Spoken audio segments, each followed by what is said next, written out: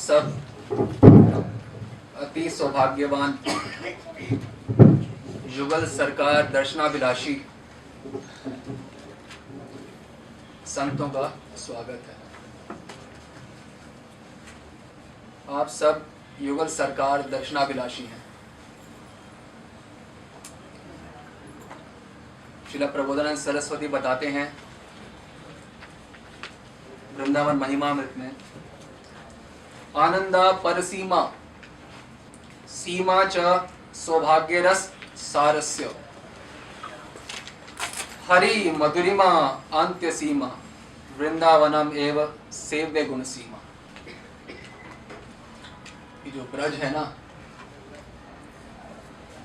ये आनंद की पर सीमा है, आनंद की अंतिम सीमा।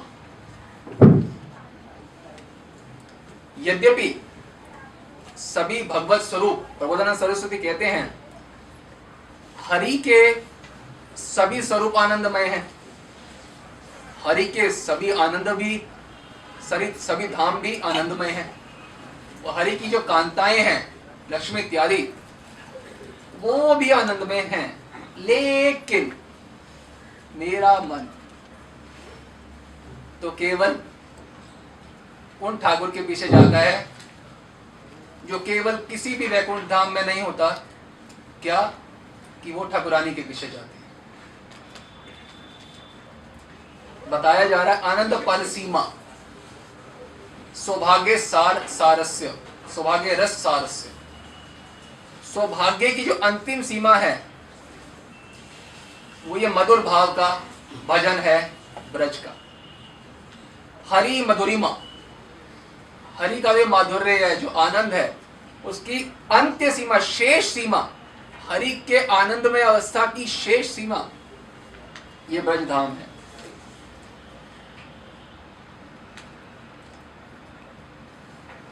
जीव जो है वो भौतिक या आध्यात्मिक जगत में कहीं पे भी जा सकता है इच्छा शक्ति के द्वारा। तो प्रबोधन सरस्वती क्या बता रहे हैं? स्थूल से ऊपर सूक्ष्म है, सूक्ष्म से ऊपर कारण है, उससे ऊपर तुरिया ब्रह्म है, और उससे ऊपर वैकुंठ है, उससे ऊपर द्वारका, उससे ऊपर जहां कृष्ण ने जन्म लिया मथुरा। ये आनंद की उत्तर उत्तर अवस्थाओं की बात हो रही है। ये जगत तो सतरज तम का है, ये तो आनंद, ये तो जड़ है, ये तो आनंद हो नहीं सकता। ये आनंद के लोगों की बात हो रही है। उत्तर उत्तर क्या है? द्वारका से ऊपर मथुरा, और मथुरा से ऊपर वो स्थान जहां कृष्ण सखाओं के साथ खेलते हैं। उससे भी ऊपर वो स्थान है क्या कोई? कृष्ण का जन्म स्थान हो गया, फिर कृष्ण जहां पे सखाओं के साथ खेलते हैं, नहीं, उससे भी एक श्रेष्ठ स्थान है। क्या वो है? जहां कृष्ण गोपियों के साथ क्रीड़ा करते हैं। वह है जो आनंद पर सीमा बोला, ये है वो आनंद की सीमा। कृष्ण के सभी स्वरूपों की आनंद पर सीमा नहीं है। आनंद की अंतिम अवस्था जो है वो ये है। आनंद, रूप, अमृत, ये सब समान शब्द हैं, सिनोनिम्स। रस, आनंद, अमृत,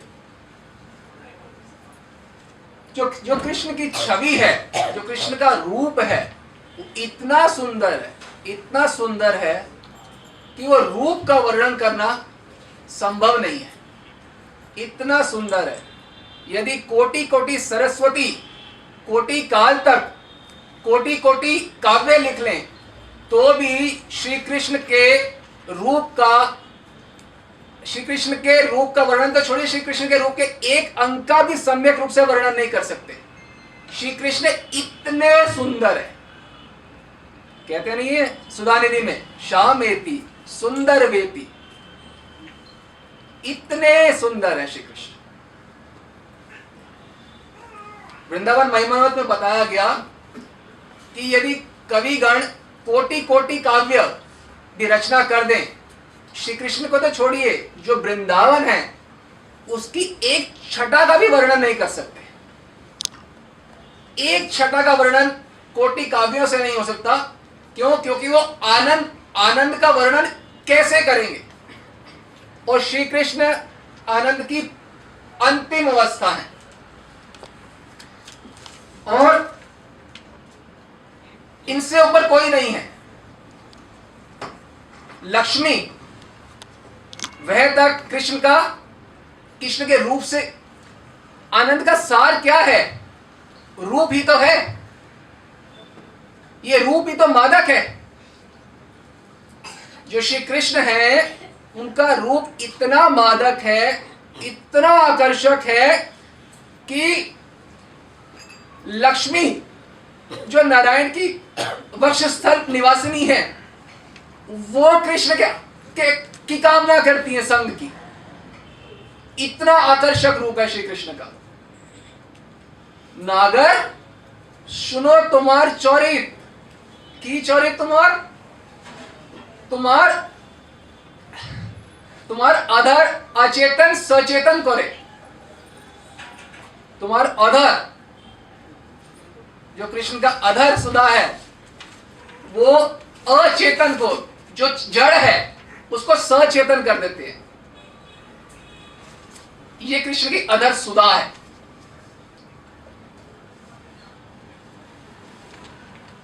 सभी नारियों का मन श्री कृष्ण से आकर्षित कर लेते हैं, इतने आकर्षक हैं। परंतु यही मोहन इनका चांचल्य जो है वो राधा रानी के पास जाके ही खत्म होता है। यही जो मोहन है, ये जो कृष्ण है, ये राधा रानी के चरणों पे लौटते हैं। चरणों पे पाद स्पर्श रसोत्सवम गोविंद इंदिवरम। पाद स्पर्श रसोत्सवम, जिन राधा रानी के पाद का स्पर्श करना श्री कृष्ण के लिए रस उत्सव है। क्या है? रस का उत्सव है। पाद को स्पर्श करना, चरणों को। तो जब ये तो बहुत ऊंची बात बता रहे हैं, पाद को वृंदावन महिमा में बताते हैं कृष्ण के बारे में, विमुह्यति पदम पदम हरे।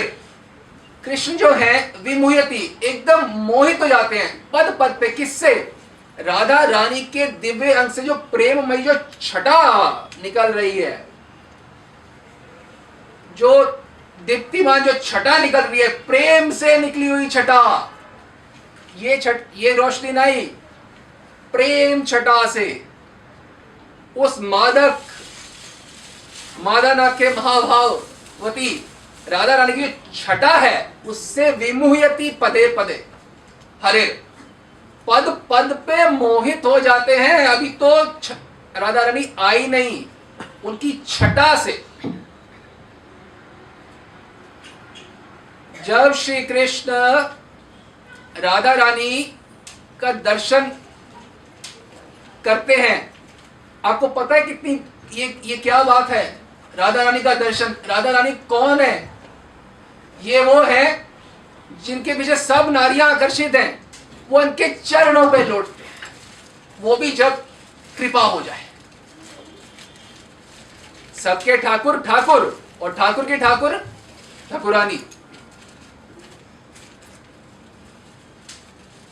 ऐसे राधा का भजन कर रहे हैं, जिनके चरण पे लोटत श्री कृष्ण।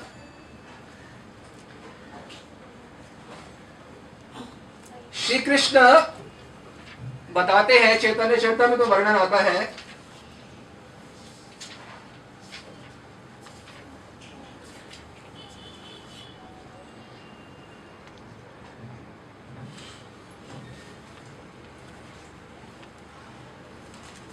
आमा के आनंद दिवे ऐसे कौन जान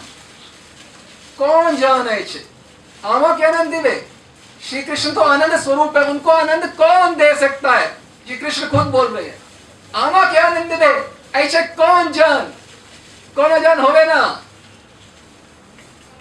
आमा के आनंद, आमी आनंद स्वरूप, आमा के आनंद एक व्यक्ति दे सकते हैं कि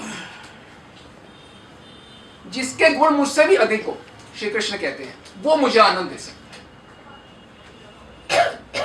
आमा होते जार होए शत गुण, आमा होते जार होए शत गुण, जिनके मुझसे भी ज्यादा गुण हैं, शत, वो मुझे आनंद दे सकता है। फिर बोलते हैं आमा होते गुणी बड़ जगते असंभव, जगते ये गुण होने वाला असंभव, संभव नहीं है। एकली राधा ते तहा करी अनुभव, एकमात्र राधा रानी ही है जो उस आनंद की पर सीमा को भी आनंद देती हैं।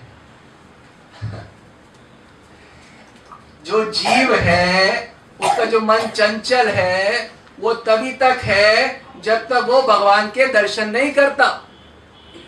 जिस क्षण उस छटा के दर्शन कर लेंगे, हरि के दर्शन कर लेंगे, सारी चंचलता समाप्त। लेकिन ये ठाकुर जिनको देख के सबकी चंचलता समाप्त हो जाती है, ये चंचल बने रहते हैं जब तक इनको राधा रानी के रूप के दर्शन नहीं हो जाते। इनकी चंचलता समाप्त होती है राधा रानी के दर्शन से ही। और ये दर्शन है, ये रूप है, ये रूप को कौन वर्णन करेगा? ये रूप है कि रस है कि आनंद है कि महाआनंद है? श्री कृष्ण जब राधा रानी की ओर दर्शन करते हैं तो राधा रानी के जिस अंग पे श्री कृष्ण की दृष्टि चली जाए, नैन चले जाएं, वो उस अंग के अलावा कृष्ण कुछ देख ही नहीं पाते। यदि कपोल पे दर्शन चले गए तो श्री कृष्ण के नैनों में बस गलित छवि, वो कपोल ही छा जाएंगे। फिर श्री कृष्ण कुछ नहीं देख सकते। ये जो नैन है, इसको क्या चाहिए? क्या चाहिए? आनंद। आमा के आनंद दिवे ऐसे कौन जन, राधिका और जन तो तुमा के आनंद दिवे। जब दर्शन करते श्री कृष्ण, राधिका को बोला गया है प्रबोधन सरस्वती ने रसेक दायिनी, सुधा निधि में रसेक दायिनी, वो कृष्ण को रस प्रदान करती है जिसके लिए वो सदा लालायित रहते हैं। श्री कृष्ण जब उनके कपोल के दर्शन कर रहे हैं तो किसके दर्शन कर रहे हैं? वास्तव में वो किसके दर्शन कर रहे हैं? रस स्वरूप ही तो है राधा रानी। उनके कपोल क्या है? रस। चिमुक क्या है? रस। नैन प्रदेश क्या है? रस। तो जो चाहिए था वही तो मिल गया, अब दर्शन कोई और क्यों करें? रस चाहिए था कृष्ण को, वही तो मिल गया। अंग अंग राधा रानी का, ये जो हृदय है ना, ये कृष्ण का हृदय, ये राधा रानी। राधा रानी का जो अंग अंग है वो शोभा का सागर है। किसका सागर है? आनंद का, शोभा का, माधुर्य का सागर है। क्या? एक एक अंग सागर है, सागर। और राधा रानी स्वयं क्या है? आनंद की, प्रेम की महासागर। तो एक एक अंग पे जो है वो एक बार छवि चली, नैन पहुंच जाए तो वहां से निकालना मुश्किल है कृष्ण को, वो वहीं पड़ जाते हैं। फिर वो जो कुछ देख रहे हैं वो कपोल देख रहे हैं तो कपोल प्रदेश ही नजर आएगा। इतना मेहनत करनी पड़ती है, इतना प्रयत्न करना पड़ता है कृष्ण को एक अंग से निकाल के दूसरे अंग पे दर्शन करने के लिए। राधा रानी के कपोल प्रदेश से निकालें, कितनी मेहनत करनी पड़ती है। आप किसी दूसरे देश में चले जाओ, वहां से दूसरे देश में जाने के लिए कितनी मेहनत करनी पड़ती है। क्यों? इतना बड़ा महासागर है वो देश, पार करना आसान काम है एक देश को। ये कपोल प्रदेश, रस का महासागर पार करें तो कैसे? फिर चिबुक पे आए, चिबुक पे आएंगे तो सारे नैन चिबुक में हो जाए, हर समय चिबुक प्रदेश। जो चिबुक को दर्शन कर रहे हैं, कपोल के दर्शन, किसके दर्शन कर रहे हैं? जिसके वो चाहते थे, वो रस को प्राप्त कर रहे थे, वही रस स्वरूप के महासागर के। और एक एक जो अंग है वो महासागर है आनंद का। और सागर ही सागर, एक सागर से निकले और तो दूसरे सागर में फंसे, दूसरे सागर से निकले। और यदि कृष्ण ने राधा रानी के नयनों के दर्शन कर लिए तो क्या होगा? आप सोचो, यदि कपोल के प्रदेश के दर्शन करके ये हालत है, तो यदि नैनों के दर्शन हो गए तो? और सर्वांग के दर्शन कैसे करेंगे? वो झेल पाएंगे क्या? यस्य कटाक्ष शर्घात् विमूर्छितस्य तं राधिका परिचरामि कदा रसेन। तस्य कटाक्ष शर्घात् विमूर्छितस्य, राधा रानी के आगे इन प्रभु की सारी प्रभुता फेल हो जाती है, ये सारी प्रभुता फेल हो जाती है।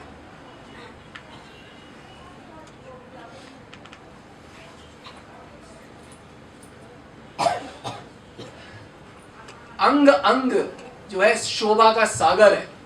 एक अंग को देखना चाहते हो, सखी को बोलते हैं, ए सखी मैं तो राधा रानी के संपूर्ण दर्शन करना चाहता हूं। तो सखी कहती है हाँ तो करो ना, तुम्हारे सामने नित्य तो तुम्हारे साथ है, तो करो दर्शन। कहते करो कैसे? जिस अंग पे दृष्टि पड़ती है वो उसके बाद कहीं और जा ही नहीं सकते।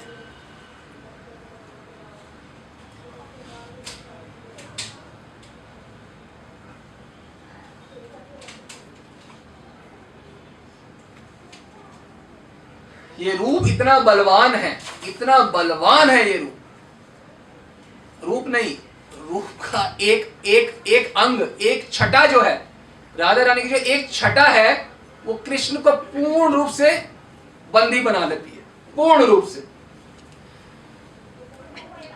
कृष्ण से संभाला नहीं जाता स्वयं को, मैं संभाल नहीं सकते स्वयं को। आप ये देखिए, अभी तो श्री कृष्ण ने दर्शन करे राधा रानी के एक अंग के, तो ये दशा है। यदि वो उनको छू लेंगे तो क्या होगा? वो संभाल पाएंगे स्वयं को?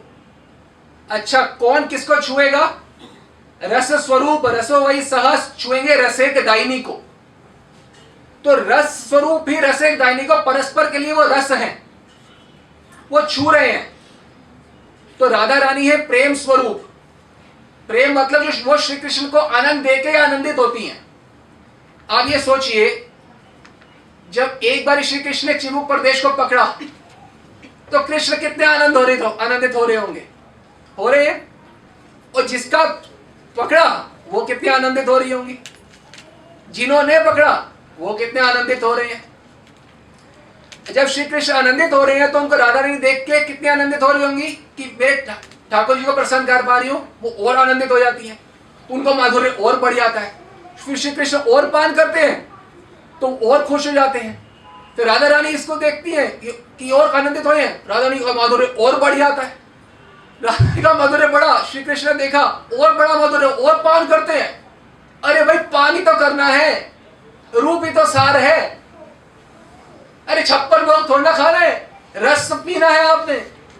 56 भोग 3600 व्यंजन, इनके रूप के आगे खाना पीना नहीं सुधी बिसराए, सुधी बिसरावे ना खान पीन की। वो रस पी रहे हैं, वही हमने पीना है, आपने पीना है। राधा रानी और आनंदित होती रहती हैं। आनंद को देख के श्री कृष्ण और पान करते तो और आनंदित होते हैं। फिर राधा रानी देखती है और खुश कर पाई तो और आनंदित होती है। तो इस प्रकार से जो होड़ है दोनों के, बताते ना सौंदर्य का अंत नहीं होता होगा, सौंदर्य बढ़ता रहता है। कैसे बढ़ता है? ऐसे बढ़ता है। समझ आया? ऐसे वो आनंद का सौंदर्य का विकास होता ही रहता, खत्म हो ही नहीं सकता। और इसमें आप क्या कर रहे हो? श्री कृष्ण राधा के माधुर्य का दर्शन कर रहे हैं, वर्धित माधुर्य का, और राधा रानी श्री कृष्ण के वर्धित माधुर्य का दर्शन कर रही हैं। और आप राधा रानी के भी माधुर्य का, वर्धित माधुर्य का, श्री कृष्ण के भी वर्धित माधुर्य का दर्शन, और साथ में सेवा भी प्रदान कर रहे हैं कि ये वो आनंद प्राप्त कर पाए, कहीं बेहोश ना हो जाए तो उनको सचेत कर दें। ये आपकी सेवा है। तो सोचिए कितने ऋणी होंगे वो, कितने ऋणी रहेंगे श्री कृष्ण राधा रानी। श्री कृष्ण जो है वो तो सिर्फ गोपियों के ऋणी हैं, गोपियों के ऋणी है, ना पा रहे हम। मैं गोपियों का सदैव ऋणी हूं, पर जो राधा रानी तो ऋणी नहीं है बाकी गोपियों की, परंतु मंजरियों की ऋणी तो ठाकुर ठाकुरानी दोनों है, रहेंगे, रहना पड़ेगा। सखी बिना यही लीला पोष्टि नाही होए, आज ही शुरू ना होए पोष्टि कथा होए। शुरू कैसे होगी? वो तो विमूर्छित तस्य कटाक्ष शरघात विमूर्छितस्य, वो तो विमूर्छित हो जाएगी। लीला प्रारंभ कैसे होगी आपके बिना? बताया गया है, प्रबोधानंद सरस्वती बताते हैं कि राधा कृष्ण तो अपने एक दूसरे में पूर्ण रूप से मग्न रहते हैं, उनको किसी प्रकार का होश ही नहीं रहता कि क्या करें और क्या ना करें। तो उनके जो वस्त्र हैं इत्यादि जो कार्य हैं, क्या बता रहे हैं प्रभु? अनुक्षण मदाविष्टो ना विंदितो ना किंचन कार्य मानो सखी वृंदेर भोजन आशादिकम। हर क्षण राधा कृष्ण हर क्षण एक दूसरे में मद आविष्टो, पूरे मत रहते हैं हर क्षण। उनको कुछ भी सुधि नहीं रहती, उनको कोई होश नहीं रहती, वो जानते ही नहीं है किसी भी बारे में। तो उनको जो भोजन है, उनको जो वस्त्र धारण भी है, वो कार्य भी सखियों के द्वारा ही संपादित होता है, उनकी इच्छा से यद्यपि, परंतु सखी द्वारा ही संपादित होता है। क्या कार्य? भोजन आच्छादिकम, आच्छादिक मतलब वस्त्र। वे होश में नहीं रहते, रसपान कर रहे हैं ना, 56 भोग है, वो जब जीवा पे आएगा तो कुछ तृप्ति या कुछ सुख और आनंद होगा, परंतु ये जो रूप है ये तो दर्शन से ही परमानंद प्राप्त हो जाएगा। भूख सुधि बुद्धि बिसराए, सब भूल जाएंगे बाकी उसके बाद। ये तो जीवा के अग्रभाग को स्पर्श ना करे 56 भोग, तो कोई लाभ नहीं है 56 भोग का। परंतु ये जो रूप के दर्शन है, ये तो दर्शन करते ही सारी इंद्रियों का हार प्राप्त हो जाता है। जब प्रातः लीला में राधा रानी श्री कृष्ण के लिए भोजन बनाती हैं, उसके बाद जब उनको परोसा जा रहा होता है, तो परोसते परोसते श्री कृष्ण आनंद में हो रहे हैं, आनंद में तो हो रहे हैं कि राधा रानी का बना हुआ भोजन है, परंतु उनकी भूख भी जाई जा रही है। क्यों? भोजन कितने इंद्रियों का आहार है? जीवा का। कृष्ण सोचते हैं मेरे को मेरी सारी इंद्रियों का आहार ये दर्शन करके मिल रहा है। वो भोजन कर रहे हैं, देख रहे हैं, निहार रहे हैं, निहार रहे हैं, निहाल हो रहे हैं, निहार रहे हैं, निहाल हो रहे हैं, फिर निहाल हो रहे हैं। भोजन की रुचि चली गई। क्यों? एक इंद्रिया का आहार मिल रहा था, ये तो सर्वेंद्रियों का आहार मिल रहा है। जब राधा कृष्ण मंगला के बाद कुंज से घर को जाते हैं, तो साथ में गलबैया लेके जाते हैं। तो श्री कृष्ण अगर एक बार राधा रानी को दर्शन यूं करके देख लें, तो फिर क्या होता है? चल नहीं सकते, संभव नहीं है।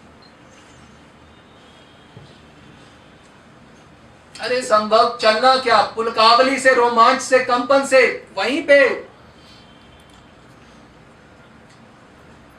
कृष्ण की मूर्छा किसी भी क्षण आ सकती है। और ये मूर्छा क्या है?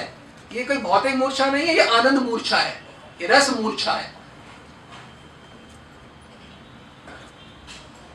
दर्शन कर रहे हैं तो चलना बंद,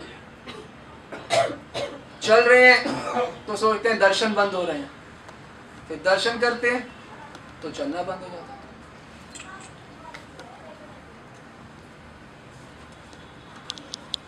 है। राधा रानी के जो एक लट निकली हुई है, एक लट निकली हुई है, उसको संभालने के ब्याज से राधा रानी को छूने की कोशिश करते हैं। ये तो बाद में छोड़िए। एक लटा जो है, राधा रानी कुछ कर, एक लटा को देख के ही कृष्ण उसमें बंद जाते हैं बिल्कुल। तो सखी बोलती हैं ये कैसे तुम्हारे सर्वांग का पान करेंगे, एक लटा ने इनको पूरा बांध दिया है तुम्हारे, एक लटा में पूरे बंद जाते हैं। और जब उसको हटाने के लिए कि हाँ पीछे कर दूं, तो जैसे ही छूते हैं उसी वक्त कंपन शुरू हो जाती है। तो सर आप ये सोचो कि अभी तो ये रस का खेल प्रारंभ भी नहीं हुआ, ये तो प्रारंभ की अवस्था है। और आचार्यगण क्या बताते हैं, ये जो राधा कृष्ण का जो कुंज में मिलन है, कौन सा मिलन है, सर्वांग मिलन। ये दर्शन यदि कोई कर ले तो किसी भी भगवत राज्य कोई भी सुख जो है वो एक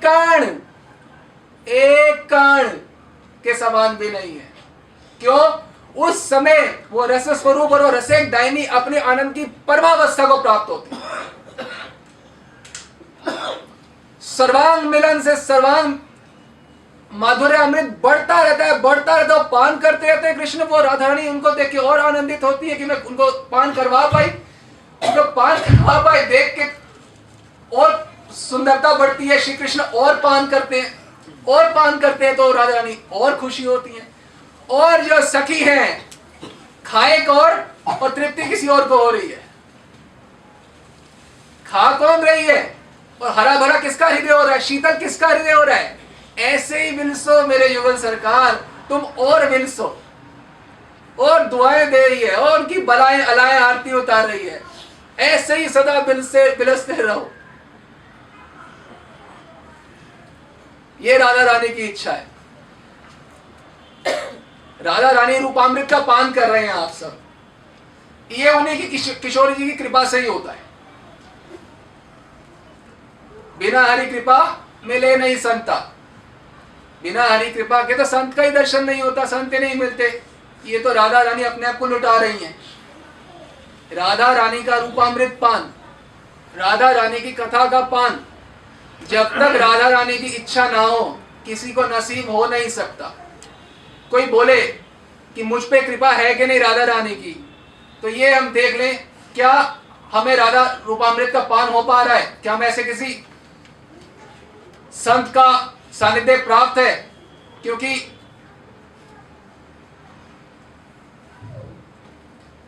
श्रीमद् भागवत अर्थ आस्वादा नाम रसिका सह, भागवत का अर्थ जो है रसिक संतों के सानिध्य में संरक्षण में रह के ही समझना चाहिए। तो प्रबोधन सरस्वती भी कहते हैं रसिक भक्त संगे रही हो रीति रंगे। तो रसिक भक्तों के संग में रहना चाहिए और इस प्रेम कथा रंग प्रसंग का पान करते रहना चाहिए। तो राधा रानी की कृपा यही है कि वो रसिक जन का हमें संग दिला दे। राधा रानी की कृपा से ही किसी रसिक महापुरुष का संग प्राप्त होता है और रसिक महापुरुष के संग से ही राधा रानी प्राप्त होती है। जब राधा रानी अपने आप को लुटाना चाहती है किसी जीव के ऊपर, तो वो किसी रसिक महापुरुष का संग दे देती है और फिर उनकी कृपा से फिर राधा रानी मिल जाती है। ये उनकी अनुकंपा के बिना हो नहीं सकता, हो नहीं सकता। अरे कोई अपने कमरे में, अंदरूनी कमरे में बुलाता है कोई किसी को क्या, वो भी जीवन भर के लिए, शाश्वत काल के लिए। निकुंज में आपको बुला रही है सबको, ए सखी चल निकुंज में चल, तो उनकी कृपा के अधीन ही है उनकी कथा। ना हम बोलने वाले ना आप सुनने वाले, वही जनाना चाहती हैं, वही जनवाना चाहती हैं, जिसको वो बिठाती हैं, बुलवाती हैं, सुनवाती हैं। राधा रानी इतनी सुंदर हैं, इतनी सुंदर हैं, अगर वो अपने आप प्रतिबिंब भी देख लेती हैं, जो सुंदर होगा ना वो भीतर से भी सुंदर होगा। तो भीतर से इतने सुंदर है कि अपना प्रतिबिंब जल में देखती है ना, तो कहती हैं अरे ये सुंदरी कौन है, ये सुंदरी कौन है, इतनी सुंदर, इतनी सुंदर तो मैंने कभी किसी को देखा ही नहीं है। इतनी सुंदर किसको देख के? अपना प्रतिबिंब जल में देख के कह रही है कितनी सुंदर है ये। हाय, शाम को पता चल जाए, मिल जाए तो शाम को कितना आनंद प्राप्त होगा। सुंदरी कितनी सुंदर है ये, उनको विश्वास ही नहीं होता कि ये वो है, स्वयं है। सखी कितना बोल रही है, राधे तू ही है, तुम्हारा ही प्रतिबिंब है ये। कैसी बात कर रही है, मैं इतनी सुंदर हो ही नहीं सकती, मैं इतनी सुंदर। वो बार बार कह रही नहीं राधे तुम ही हो, ये तुम्हारा ही प्रतिबिंब है। राधे कहती है मैं हूं, तू चुप रह, मैं तो कभी इतनी सुंदर हो ही नहीं, मैं कभी थी नहीं इतनी सुंदर। और तुम मेरे को छोड़, मैंने कभी इतनी सुंदर कोई नागरी देखी नहीं है, कभी त्रिलोकी में कोई इतना सुंदर नहीं हो सकता। ये मैं हूं ही नहीं, ये मैं कैसे हो सकती हूं। अब सखी परेशान हो रही है कि कैसे विश्वास लें कि ये तो तुम ही हो। सखी कहती है अच्छा एक बात बताओ, ये जल है, हाँ, ये तुम हो, हाँ, ये माला है, हाँ, यदि मैं तुम्हें पहनाऊं तो ये प्रतिबिंब जल में आएगा, हाँ आएगा। अगर यही माला जल में आ जाए तो तुम मान लोगी कि तुम हो, हाँ फिर मैं मान लूंगी। अच्छा ठीक है, ये लो माला। कृष्ण प्रसादी नैवेद्यम श्री राधा राधा राधिकाई नमः। तो राधा रानी को माला पहनाई और वो रूप देखे, और ये तो मैं ही हूं। बस कुछ आ गई, शर्म आ गई। अब कैसे बोले कि मैं इतनी सुंदर तो कई बार ये कौतुक जो है ठाकुर जी भी देखते हैं, उनके सामने भी यही दशा हो जाती है, मैं इतनी सुंदर हो ही नहीं सकती। ठाकुर कहते हैं प्रिया जी आपके अलावा कोई इतना सुंदर हो सकता है क्या? कोई भी हो सकता है, बताओ, ये आप ही हो, आप ही हो केवल ये। तो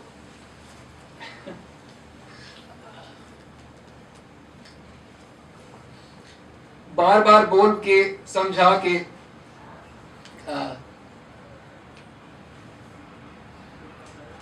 बताते हैं किसी बार कि राधा रानी आप ही हो। और जो कृष्ण की सखियां, जो राधा रानी की सखियां हैं, वो इस माधुर्य का निरंतर पान करती रहती है, इस लीला का। ये विहार तो निरंतर है, इसका तो अंत ही नहीं है। अंत कैसे होगा? इतना बड़ा महाप्रदेश है, चिबुक प्रदेश, कपोल प्रदेश, नैन प्रदेश, नाभिसल प्रदेश, सुभग नासा। और ये तो अभी हमने एक इंद्रिय, ये तो केवल दर्शन से है। क्या राधा रानी केवल दर्शन प्राप्त हो रहे हैं? श्री कृष्ण क्या कहते हैं? मोर चित्त प्राण हरे राधा अंग गंध। जो राधा रानी के अंग की जो गंध है, वो श्री कृष्ण का मोर चित्त प्राण हरे।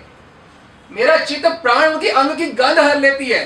तो जब दर्शन हो रहे हैं तो अंग की गंध नहीं प्राप्त हो रही क्या? रस कहां कहां से प्रवेश नहीं कर रहा श्री कृष्ण में? यहां से, यहां से, यहां से, वो यहां से भी चाहते हैं, यहां से भी चाहते हैं। रस से रस प्रवेश कर रहे हैं, लबालब हो रहे हैं रस में। मदाविष्टो सदा अनुक्षण, हर क्षण आनंद में आविष्ट रहते हैं। अपनी होश नहीं है उन्हें। सारा भार जो है वो सखियों पे रहता है लीला संपन्न करने का। अपने आप से ये तो खुद को ही नहीं संभाल सकते हैं। और कोई उपमा दे, राधा रानी की कोई उपमा भी क्या देगा? राधा रानी के समान कोई हो तो कोई उनकी उपमा दी जाए। और वो सरस्वती बताते हैं वैकुंठेश्वर जो है, वैकुंठेश्वर यानी कि नारायण, वह विमोहित रहते हैं श्री कृष्ण के वेणु के ऊपर। कोटि कोटि श्रीपति की शोभा को तिरस्कार करने वाली ये शोभा है युगल सरकार की। कोटि कोटि लक्ष्मी नारायण, सबसे दुर्लभ क्या है? हरि भक्ति। और ये राधा रानी की जो सेवा है, राधा रानी का दर्शन जो है, ये तो महादुर्लभ है। जो लक्ष्मी को भी दुर्लभ है, वो महाप्रभु की असीम कृपा से सबको सुलभ होए हुए है। वो पात्र अपात्र का विचार किए बिना लुटाए जा रहे हैं। ये जो ग्रंथ है, ये क्या है ग्रंथ? सुधा निधि वृंदावन महिमा अमृत विलाप को समझने क्या है ग्रंथ? ये रस रत्न है, ये रस के रत्न है। दर्शन करने हैं तो दर्शन कैसे करने हैं? किसको ये रस के दर्शन होंगे? किसको ये रस प्राप्त होगा? रसिक अनन्य को अनन्यता होनी होगी। सारे भावों को छोड़ के अनन्य होना होगा। राधा रानी का अनन्य उपासक, उसको ये आनंद प्राप्त होगा। ये कोई दास्य सखे वात्सल्य नहीं है, ये तो श्रृंगार की भी परावस्था है।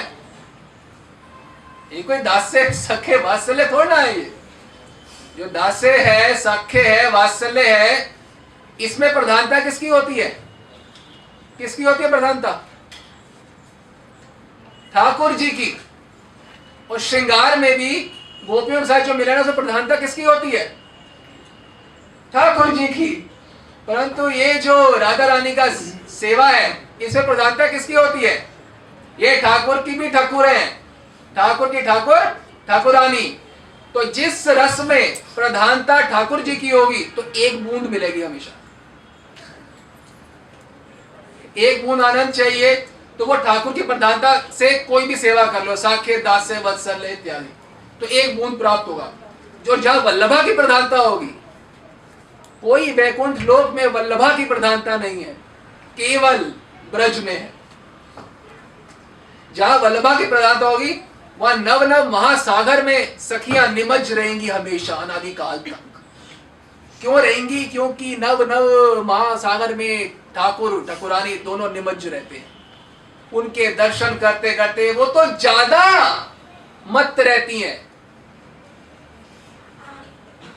राधा रानी कृष्ण से आनंद प्राप्त करके महाआनंदित होती हैं, कृष्ण प्रिया जी से आनंद प्राप्त करके महाआनंदित होते हैं। ये दोनों के दर्शन पी पी के महाआनंद में हमेशा रहती है।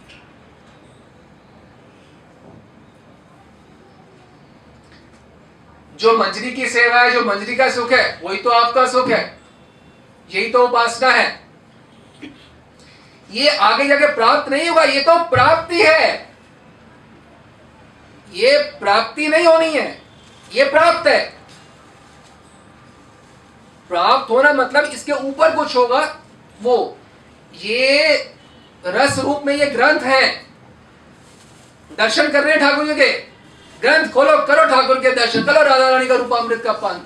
जो हम बता रहे हैं रस ग्रंथों से तो बता रहे हैं। जब दर्शन करने हो, ग्रंथों में खोलो, राधा रानी के दर्शन प्राप्त करो। ग्वारिया बाबा थे, ब्रज के संतों में बताया जाता है, वो कहते थे आंख बंद कर यार के दर्शन। वो सखा बाबा के वो उपासक थे। आंख बंद कर यार के दर्शन। हमको तो यार के नहीं करने, हमको तो पाद स्पर्श रसोत्सवम, उनके दर्शन करने हैं। गोविंदम, उनका नाम ही गोविंद इसलिए है कि उनकी इंद्रियां सदा श्री राधा रानी के, प्रत्येक इंद्री जो है राधा रानी से आनंद प्राप्त करती रहती है, इसलिए उनका नाम है गोविंद। सारी इंद्रियां को आनंद, आहार जो है राधा रानी से प्राप्त होता है, गोविंद। तो रसिक अनन्य की को ये रस प्राप्त होता है, ये सबको प्राप्त नहीं होता। तो यदि हमारे को ये ग्रंथ हैं प्राप्त है, ये जो रस है आपको ये प्राप्त करने कहीं दूर नहीं जाना है, आपकी मुट्ठी में है। ये नहीं कि आगे जाके प्राप्त, ये तो मुट्ठी में ही है। अगर ध्यान से करोगे, सुनोगे, पढ़ोगे, समझोगे तो रस प्राप्त होता रहेगा, और लापरवाही करोगे तो कभी कुछ प्राप्त नहीं होगा। तो प्राप्त तो है ही है, प्राप्त होगा क्या? प्राप्त चीज कहां से प्राप्त होगी? प्राप्त तो है ही। लापरवाही ना करके बस हम जान लें कि कितनी बड़ी महाकृपा हो गई हमें। रूप गोस्वामी, रघुनाथ दास गोस्वामी, प्रबोधानंद सरस्वती, इनके रस रत्न प्राप्त हो गए। ये कितनी बड़ी कृपा है। रसिक जन के संग प्राप्त हो जाए, ये संयोग अनूप, ये अनूप संयोग है। क्या? मानुष तन, वृंदावन, ये मधुर भजन और रसिक जन का संग, ये सब कुछ प्राप्त हो जाए। क्या? मानुष तन, ये वृंदावन का भजन, मधुर भजन,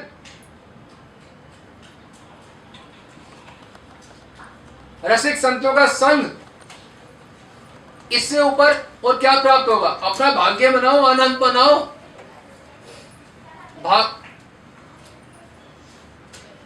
तद अनंत भाग्यम, तद अनंत भाग्यम। आपका सबका भाग्य है जो राधा रानी के रूपामृत का पान कर पा रहे हैं, ये सबका भाग्य अनंत है। ये बताया गया ना हमने प्रथम श्लोक में, सौभाग्य रस सारस्य। सौभाग्य की अंतिम सीमा है राधा रानी के रूपामृत का पान करना, जो सदा श्री कृष्ण करते रहते हैं। अगर वो राधा रानी के रूपामृत का पान नहीं करेंगे तो क्या वो जीवित रह पाएंगे? तो हम क्यों जीवित रह रहे हैं? जब हमें संग प्राप्त हो गया, ये रस रत्न प्राप्त हो गए। अब एक बात सोचो, यदि आप रास्ते में चल रहे हो, आपको पता चल जाए आपके पांव के साथ में कोहिनूर हीरा है या सोने की मोहरें हैं, तो क्या करोगे? छोड़ोगे उसको? तुरंत पकड़ लोगे, और जब तक जेब में नहीं डालोगे आनंद नहीं आएगा। और दिमाग उसमें लगा रहेगा, हमेशा लगा रहेगा। नहीं, कोहिनूर अगर हीरा प्राप्त हो जाए, अगर पता नहीं है कि ये कोहिनूर हो रहा है, फिर क्या करोगे? वो पत्थर होगा कोई, देखोगे कि नहीं? तो जब ज्ञात हो जाए कि सबसे बड़ी कृपा क्या होती है, सबसे बड़ा आनंद क्या होता है, वो कैसे प्राप्त होता है, तो बस दिन ही दिन अपने आनंद बनाओ, राधा रानी का रूपामृत का पान करो, संतों के दर्शन, ग्रंथों के माध्यम से राधा रानी के दर्शन प्राप्त करें, अक्षर रूपी नयन से राधा रानी रूपी छवि का पान करें, अपने हृदय को हरा भरा करें, शीतल करें। जो मंजरी है उनका हृदय जो है वो तो ठाकुर जी के दर्शन से भी शीतल नहीं होगा, वो तो नहीं होगा। तो जो चीज प्राप्त है वो उसमें लापरवाही ना करे, तो प्राप्ति तो है, कुछ आगे थोड़ा प्राप्ति करनी है। अभी मिला हुआ है, आगे नहीं मिलना, ये सब मिल गया। अब तो बस मौज बनाओ कि मिल गया। राधा रानी कृपा को हमेशा स्मरण करो कि हमें यह मार्ग मिल गया, और जब कृपा हो गई है तो भाई लाभ उठा लो। ये संयोग अनूप, ये संयोग दोबारा तो मिलेगा नहीं। मानुष तन, ब्रज भजन, रसिकन संग, रस रत्न ग्रंथ, ये संयोग तो फिर मिलेगा नहीं। मिल गया तो पूर्ण रूप से लाभ उठाने। राधा रानी अपने आप को किस प्रकार से लुटाती हैं, कैसे लुटाती हैं? प्रविष्ट करण रंध्रेण, कैसे प्रवेश करती हैं हमारे हृदय में? ये कानों के माध्यम से प्रवेश करती हैं। ये रस कथा के माध्यम से हमें पता है कि राधा रानी ऐसी हैं। तो जब हम दर्शन करेंगे और जब बांके बिहारी जाओगे, जब दर्शन करोगे, तो क्या राधा रानी के दर्शन हो जाएंगे? हाँ, तो हम राधा रानी के दर्शन करने हैं आपने, तो करो, पट खोलो, मंदिर का दर्शन करो। पट कैसे खोलना है? ये ग्रंथ खोला, पट खोला, कर दर्शन, कर राधा रूपामृत का पान। पाद स्पर्श रसोत्सवम तस्य कटाक्ष शर्घात् विमोचितस्य तत्कर्मेव करः। ये कर के द्वारा राधा रानी के लिए कर्म करें, ठाकुर के लिए नहीं। और हम जीवन जो है राधा रानी से अंतर आएगा जिस क्षण, तो किससे अंतर आ रहा है? आनंद से। जिस क्षण राधा रानी को बिसरा रहे हैं, भूल रहे हैं, तो किस क्षण किस चीज को भूल रहे हैं? आनंद को, हैप्पीनेस को। तो किसका नुकसान है? राधा रानी की सेवा के अलावा जो भी किसी का भी गुणगान है सब वो बलाएं हैं, विक्षेप है, कोई किसी का कोई काम का नहीं है। और कोई भी आप गुणगान करो तो किस लिए करो, किसी का कुछ प्राप्ति हो जाएगा, ये तो प्राप्त है, प्राप्त है, प्राप्ति तो करना नहीं, तो किसी का गुणगान या कुछ भी करके क्या होगा।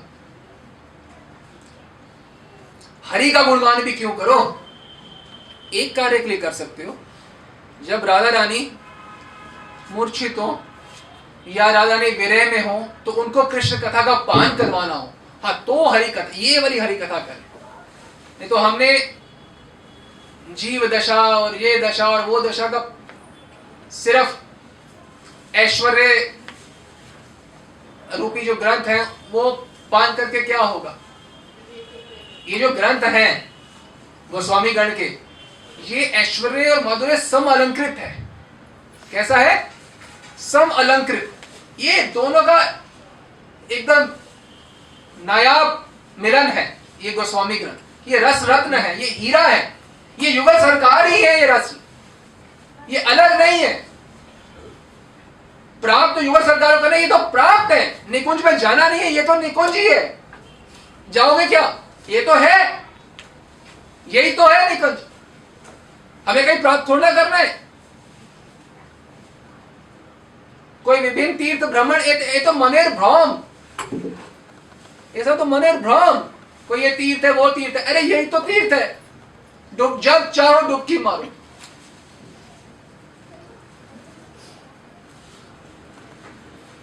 ये रस रत्न को समझने के लिए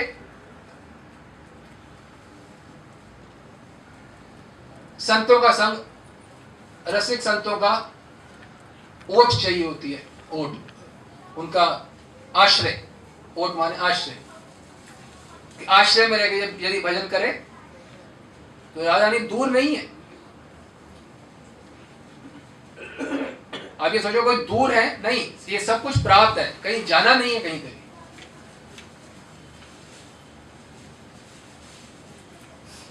जो राधा रानी की भुजलता है, भुजलता, इनके समान किसी की भुजलता नहीं है। इनके समान इतनी सुंदर भुजलता किसी की हो नहीं सकती। इतने सुंदर, एक बार इसमें मन पड़ जाए तो वहीं डूब जाएगा, बाहर ही नहीं आएगा। ए भुजलता, कपोल पर देख, वो इतना सुंदर, चिबुक वो इतना सुंदर, नैन वो इतने सुंदर, यदि वो मुस्कुरा दे, खुशी से आपकी ओर देख के, आपने सेवा करी, ठाकुर मूर्छित अवस्था में है, और ठाकुरानी हमेशा क्या चाहती हैं, क्या चाहती हैं, ठाकुर को आनंद देना, उनकी सेवा करना। वो विमूर्छित है, वो सेवा कैसे करेंगी राधा रानी। यदि आप उनकी मदद करते हो ठाकुर की सेवा में, तो राधा रानी कितनी खुश होंगी, वो कितना मुस्कुराएंगी आपके ऊपर। जो आपकी ओर देख के मुस्कुराएंगी तो आप कितना खुश होगे, कितना खुश होगे। अब ये सोचो, कई बार हमने कई संतों सुना कि गुरु अगर किसी को मुस्कुरा दे तो वो छवि नहीं भूलती गुरु के मुस्कुराहट की। वो तो प्रेम का मैसेंजर है, वो प्रेम की स्वरूप है। यदि वो मुस्कुरा दे तो ठाकुर ही मूर्छित हो जाते हैं, तो आपकी क्या दशा होगी। संभाल नहीं सकते राधा रानी के रूपामृत को, उनकी कृपा को।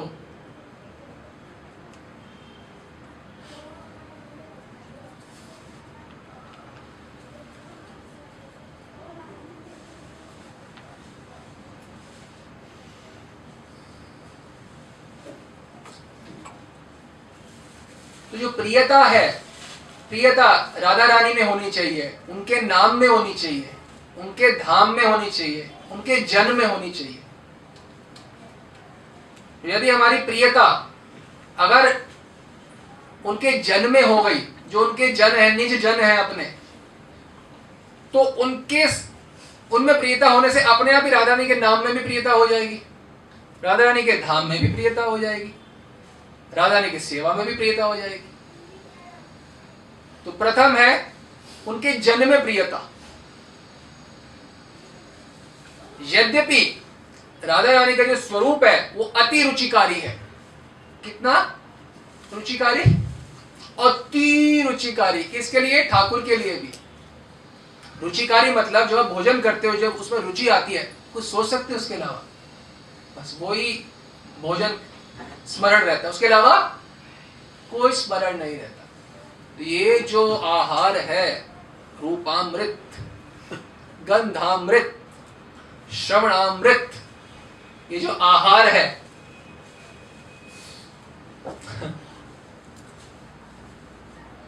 ये अति रुचिकारी है। ये रस का पान है। हम सोचते हैं रस जो है फिजिकल टर्म्स में, रस का मतलब ये रस कोई पानी की तरह नहीं बह रहा, ये कथा रूप में इस जगत में बह रहा है, इसका पान करो। अति भाग्यवान व्यक्ति को राधा रानी की कथा का, इस भजन का से जोड़ हो पाता है। तो कहीं झरने में रस नहीं बह रहा, ये ही रस बह रहा है। इस अपने भाग्य बनाए जाने कि राधा रानी का हृदय जब द्रवित हो जाता है, हाँ, राधा रानी का हृदय जब द्रवित हो जाता है तो वो किसी को रसिक संतों का संग देती है। जब दे दिया, वो संग देती हैं, वो संग से वो राधा को देते हैं, राधा संग देती हैं, संग राधा देता है।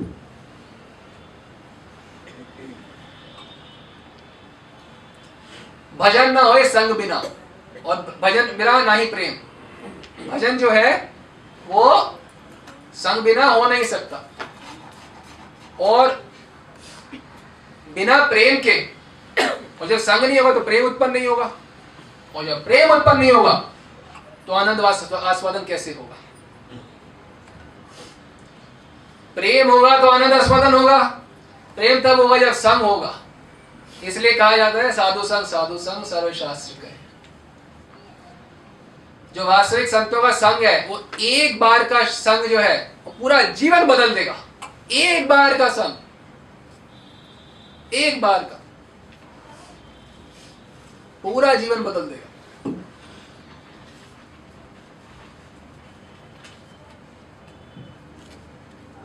अरे कृष्ण जिस प्रकार से जीवित अवस्था में होते हैं वो जीवन बदल देते हैं, वो तो एक बद्ध जीव का जीवन बदलने में क्या बड़ी बात।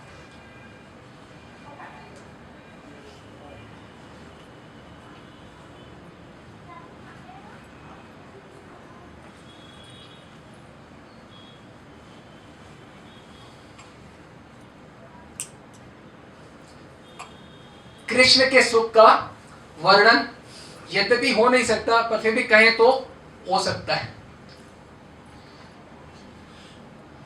सुख का नहीं, भाग्य का कह सकते हैं। कृष्ण के भाग्य का वर्णन संभव है।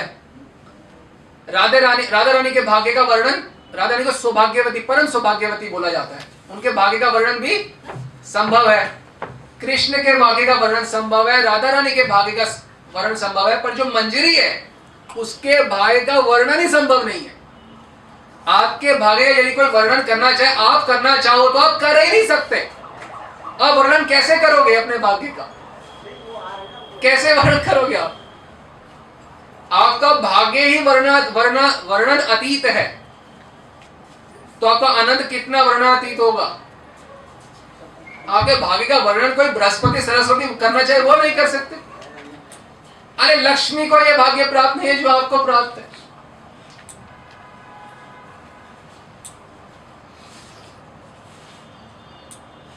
दिन रात क्या करो, अपना भाग्य बनाओ, राधा रानी की सेवा करें, राधा रानी का नाम लें, अनन्य होके जिए, सारे रसों को भूल जाएं, ये जगत के और वो जगत के भी। जब मंजरी सेवा कर रही है तो उसे कोई ब्रज के किसी और रस का स्मरण हो रहा है क्या? वैकुंठ के रस का स्मरण हो रहा है क्या? यही जगत का कोई कूड़ा कबाड़ा कोई स्मरण हो रहा है क्या? नहीं। और कछु सुहाई नहीं, मुझे और कुछ नहीं सुहाता, मेरी सर्वस्व स्वामी। जब राधा रानी के अलावा और कछु सुहाए नहीं और अतिरिक्त कुछ रह ना जाए जीवन में, तो समझ लो राधा रानी की कृपा हो गई। मोरे सर्वस धन स्वामिनी जी।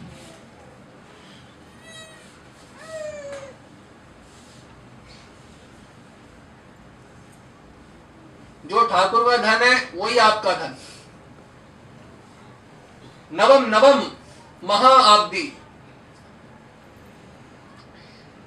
जिस प्रकार से ठाकुर ठाकुरानी नए नए आनंद को प्राप्त करते रहते हैं, उसी प्रकार से अपनी सखियों को भी, सखी समेत तो एक श्लोक में वर्णन आता है कि वो सारा आनंद, नवम नवम, नया नया आनंद और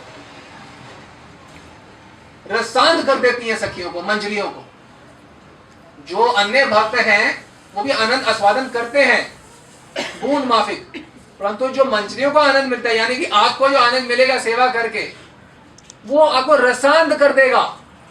रसांध, रस में अंधा, समझ रहे हैं? रसांध, ये प्रबोधन सरस्वती बता रहे हैं। रसांध सखीम।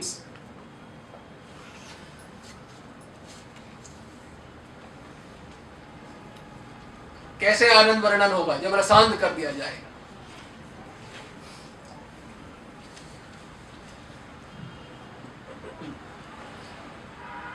तो हमारे को राधा रानी उतनी प्रिय होनी चाहिए जैसे मछली, मीन को जल प्रिय है, फिश को वाटर प्रिय है, मीन को जल प्रिय है, चकोर को चंद्रमा प्रिय है। कम से कम उतनी प्रिय तो हमें भी राधा रानी होनी चाहिए।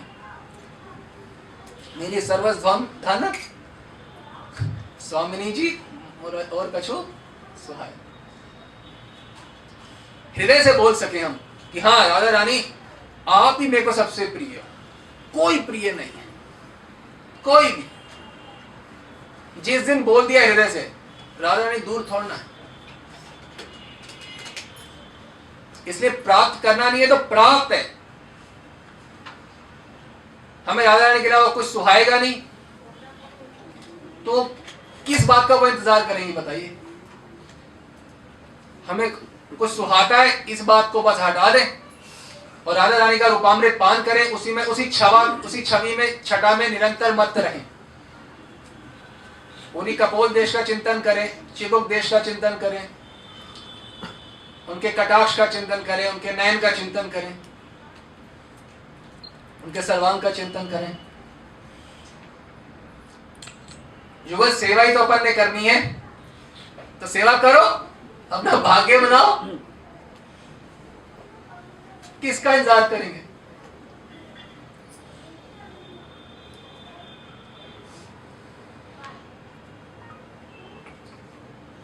ये रूप नहीं है, ये अमृत है, ये रस है। यही आप चाहते हैं, यही हम चाहते हैं। ये रस की परमावस्था है।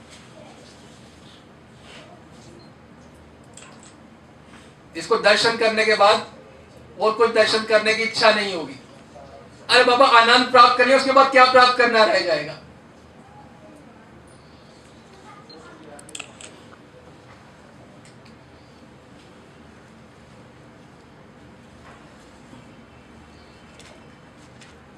जो हरे कृष्ण महामंत्र कर रहे हैं, जीव की दशा तो भगवान नाम लेके जीव की जो मन की चंचलता है वो समाप्त हो सकती है, पर जो हरे कृष्ण महामंत्र कर रहे हैं उनकी मन की चंचलता तब तक समाप्त नहीं होगी जब तो वो राधा रानी के अनन्य भक्त नहीं होंगे। तो आप सब राधा रानी की अनन्य भक्ति कर पाए, अपने इस अनूप जो संयोग कृपा राधा रानी की प्राप्त हुई है, मानुष तन, ब्रज भजन, रसिकन संग, ये सब जो प्राप्त हुआ है इसका लाभ उठाएं। यही आशा है, यही प्रार्थना है। हरे कृष्ण।